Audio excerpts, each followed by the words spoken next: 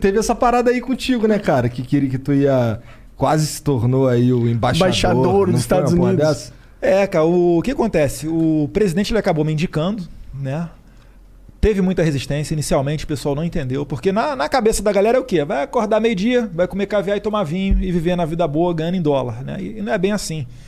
Prova, inclusive, do que a gente conseguiu construir nesses 2 primeiros anos de Jair Bolsonaro com o Trump. Porra, a gente tirou do papel ali coisa que estava parada há 20 anos como centro de lançamento de Alcântara. Sabe quantos países no mundo lançam satélites para o exterior? Não, quase nenhum. É um seletíssimo grupo. E a gente vai abocanhar uma pequena porcentagem desse mercado, que isso daí já vai significar, cara, alguns bons bilhões de dólares, justamente num dos locais mais pobres do Brasil. Se tem um local onde tem tudo para sair da pobreza, é Alcântara, no Maranhão. Porque do lado, aqui na Guiana Francesa, tem uma cidade chamada Kourou. E os caras, hoje em dia, é a melhor renda per capita da América Latina. É a cidade de Kourou, cerca de 26 mil dólares a renda per capita lá, justamente porque tem um centro de lançamento. Porra! E o Brasil tem tudo. É uma daquelas coisas que você não acredita. Tu fala assim, cara, que potencial que o Brasil tem. 260 dias de sol por ano, então o cara pode lançar foguete praticamente o ano inteiro. É próximo da linha do Equador, isso economiza combustível. Com um tanque de combustível menor no foguete, você acopla mais satélites, ou seja, cada lançamento fica mais barato. E aí as oportunidades são imensas, cara. E por que não teve isso até agora? Porque, na verdade, porque você precisa fazer um acordo com os Estados Unidos. Não é porque a gente gosta dos Estados Unidos, não. É porque 80% dos componentes que vão para o espaço são norte-americanos. E o americano, ele obriga que o outro país assine esse termo, que nada mais é do que o seguinte: é a gente se comprometer que não vai violar os segredos tecnológicos, que a gente vai se comprometer com o sigilo do segredo industrial, enfim, para não cair na mão de terrorista, para não cair na mão de inimigo. Da China. E o Brasil nunca tinha assinado isso. Não, a China tem centro de lançamento. A China, ela tá mandando, inclusive, mandou pra Lua uma parada, não foi? Eles estão tentando aterrissar? Estão avançadíssimos. Isso. China, Índia, Brasil, agora, né? Brasil não Estados tanto, Unidos, né? Mas agora vai entrar. Eu espero, mano. Eu queria muito que a gente tivesse um Elon Musk aqui no Brasil. Quem sabe a SpaceX não esteja vindo para cá. Ó, seria foda. Eles têm um projeto interessantíssimo que é o seguinte, é lançar uma rede de satélites ao redor do mundo. Eu sei, o Starlink. Só que para fazer esses lançamentos, que está um lugar barato do Brasil, eles precisam de lançar vários, ou seja, a gente tem 260 dias por ano para lançar. A Força Aérea tem uma mão de obra super qualificada. Ali é tão bom, cara, que tem até um porto. A maior pista do Nordeste brasileiro para pouso e aterrissagem é ali em Alcântara, sabia? Olha o Nordeste, pica pra caralho. Mas pô. O pessoal fica, não sei o que, pô, vai tirar uma galera da miséria. Sim, seria muito foda, mano, com certeza. E o que falta pra virar real essa porra? Agora entrou na fase de testes, né? Depois que a gente conseguiu, poxa, primeira vez, em março, o presidente foi nos Estados Unidos, prioridade Nordeste, Maranhão, assina o acordo. Assinamos. Depois a gente aprovou, falam que a Câmara é tão lenta, mas a gente aprovou na comissão que eu presido, né, na CREDEM, que é a Comissão de Relações Exteriores e Defesa Nacional. Olha a importância disso.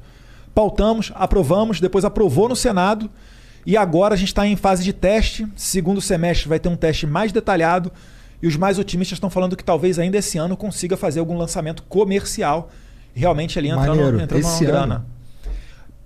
Pensamento otimista. Tá. Se for conservador, ano que vem. Tá bom. Mas deu... Porra, mesmo assim, eu gostei. Mas agora deu um pouco de merda isso aí, né? Por quê? Porque o Trump já não tá mais lá. Não, mas é interessante os Estados Unidos. Não, As pessoas tentam resumir. Só tá bem por causa do Trump. Cara, é claro que fica bom, sabe? Destrava várias pautas, a coisa flui de maneira mais natural. Agora, Estados Unidos, cara, é money talks. Você acha que o Biden vai falar, não, porque é o Brasil, não, porque não pode mandar. E outra coisa, cara, é a iniciativa privada que a gente tá falando. Mas eu fiquei com um pouco com a sensação que os Estados Unidos estava usando a gente de otário. Mas por quê? O que a gente perderia com esse lançamento? Não o que a gente perderia nesse sentido, mas, pô, eu achava que a gente merecia mais do que uma base em Alcântara, tá ligado? Por que a gente não entrou na OCDE lá? Por que não destravou certas paradas? Parecia muito que, na minha visão de leigo... Ninguém entrou na OCDE. A OCDE basicamente é o seguinte, entra aqui o pessoal das Américas, entram lá apoiado pelo lado europeu. E vai alternando. A Argentina, quando virou socialista e elegeu o Alberto Fernandes, os Estados Unidos botou um pé no freio. Calma aí. Não convém colocar esses caras porque a política deles é um pouco diferente da nossa. Vamos ver como é que a coisa vai funcionar. Entendi. E aí o Brasil foi pra cima, subiu a fila. Entendi. Entendeu? Entendi. Mas é que ficou essa impressão. Ficou que a gente não ganhou muita coisa dos Estados Unidos, assim, de verdade. Tá, o resgate de grupo de CEOs, assinatura do Acordo de Alcântara depois de 20 anos.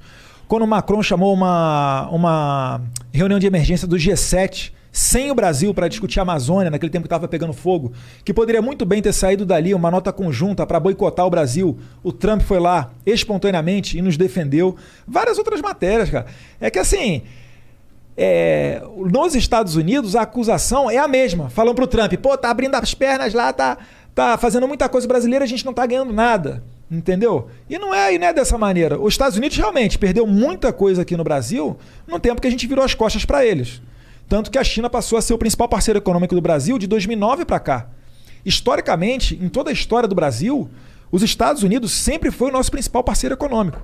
Só tem 2 exceções. Nos anos 30, porque Vargas adorava o Hitler, e aí a Alemanha nazista foi o nosso principal parceiro econômico. E depois agora, de 2009 para cá, com a China, que é um grande player, que é um grande ator internacional, mas foi por razões ideológicas. Quando Jair Bolsonaro foi eleito em 2018, proativamente eu fiz uma viagem lá para os Estados Unidos e fui falar com o pessoal de mercado, comércio, câmaras internacionais, foi em Nova York, Washington e Miami. E eles basicamente todos falavam a mesma coisa. Falavam, Eduardo, olha só, é bacana você ter vindo aqui, sabe? Tá dando um recado interessante, o Brasil e tal. Mas por que vocês não vieram antes? Por que vocês não anunciavam, enfim, programas de privatização? Por que vocês não vinham aqui e davam atenção pra gente? Porque aqui tem gente de dinheiro. E os Estados Unidos é muito semelhante ao Brasil, que em termos de democracia, liberdade, ou pelo menos era até pouco tempo atrás, né? E, enfim, era uma crítica que eles faziam. O que era? O que se perdeu? Não peguei isso. É que, na verdade, virava-se as costas. O pessoal de esquerda... porque prenderam o Daniel Silveira. É foda, né? Mas, enfim, voltando ao tema. Porque virava as costas para os Estados Unidos e privilegiava a relação com a China, o que não está errado. A China tem muita oportunidade para ser aproveitada. Só que a China, por quê? Porque a China é liderada pelo Partido Comunista. Assim como privilegiava com a Venezuela, por quê? Porque é o Maduro bolivariano. Assim como era com Cuba, por causa dos irmãos Raul e Fidel Castro. Mas assim o seu argumento é que seria que o Brasil tem que ter uma relação institucional com esses países, não por ideologia. Sim. Mas tem que ter institucional com a China. Não dá para você fechar a cara para a China. Claro. Não, a China... 80% da soja que a gente exporta vai para a China. E deve ser difícil, né? Porque, imagino, a China realmente tem uns problemas no sentido que eles têm um governo ditatorial. Não é democracia, não é o que a gente está acostumado. Então, eu, como cidadão, como cara leigo, eu fico meio preocupado com a China crescendo muito, porque enquanto ela é um parceiro comercial e está aumentando o nosso mercado, eu acho ótimo. Mas a partir do momento que ela quer exportar um pouco da cultura deles no sentido de autoritarismo e de essas coisas, aí eu já não acho tão legal, entendeu? E isso me preocupa um pouco. Será que eles estão nessa vibe? Cara, eu não confio em ninguém com poder absoluto. Tá ligado? A China ela tem um plano de poder desde os anos 40, né? Mais especificamente em 49, quando Mao Tse-tung fez a revolução lá, de que em 100 anos seria o principal país do mundo, isso em termos econômicos e militares. Né? Acho que eles vão chegar lá até um pouquinho antes desses 100 anos. E, na verdade, assim, é o que eu falei, ali tem grandes oportunidades. Tem que ter uma relação institucional com eles. É um país de, quase 1,5 bilhão de habitantes. A gente é um país aqui que, sensacional no agro, então para nós interessa vender para eles. Agora, é só manter a nossa independência. Não é chegar, por exemplo, agora e querer colocar goela abaixo qualquer tipo de política com relação ao Covid, nos ameaçando com relação à compra ou não dos nossos produtos agrícolas. Não estou falando que eles estão fazendo isso, tá? Mas é o tipo de coisa que não é interessante para nós. Se você tem uma loja e você só tem uma pessoa para vender o seu produto, essa pessoa amanhã pode virar para você e falar, Igor, é o seguinte... Só eu compro esse teu produto aí. Reduz pela metade. Tu fala, não. Não. Beleza, vou parar de comprar. Entendeu? Assim como não é interessante você no mercado de ações investir numa ação só, no mercado mundial, que se joga esse jogo da geopolítica, não é interessante você ter só um comprador ou só um vendedor. Com certeza. Então o nosso trabalho é diversificar. É ter comércio com a China, com os Estados Unidos, com a União Europeia, com os árabes, com Israel. Enfim, é fazer aquilo que tem lógica de mercado e não fazer o que tem lógica de ideologia. O Brasil, a gente perdeu quase $1 bi para construir um porto em Cuba que não produz nada, não é hub de nada, o Porto de Mariel em Cuba. A gente gastou, mais de 15 bi de real mole em Abreu e Lima, que não refina nada. E olha o problema que a gente está vivendo hoje com a Petrobras. A gente é dependente do refino internacional.